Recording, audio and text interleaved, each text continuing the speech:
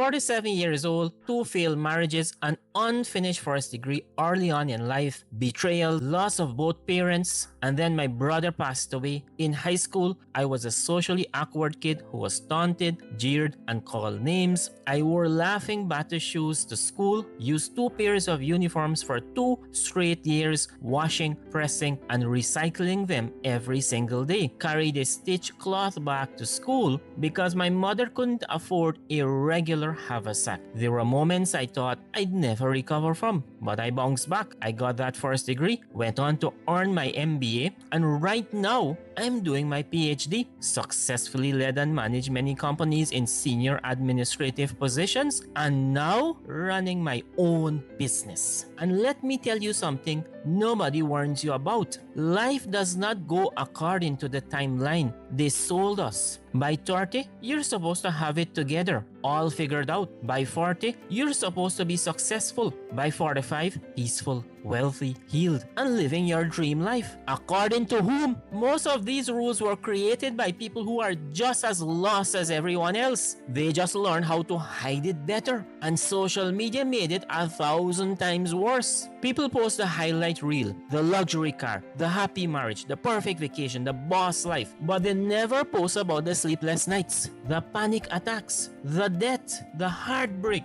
the divorce papers, the loneliness. Yes, the absolute loneliness, the regrets, the suicidal thoughts, those moments you wish you didn't even exist, the feeling that you're worthless, and the paralyzing fear of starting over. You see their 6 p.m. posts, but you live with the 3 a.m. thoughts that keep you from sleeping. And that comparison is destroying people. Listen to me carefully. If you're rebuilding your life at 40, 50, or 60, you are not behind. If you had to start over after a divorce, you are not a failure. If you're still figuring your shit out at 45, you're not broken and you are not lost. Some people become successful early and miserable later. Some people have to lose absolutely everything before they finally find themselves. Life is not a straight line. It's setbacks, reinvention, healing, growth, failure, and comebacks.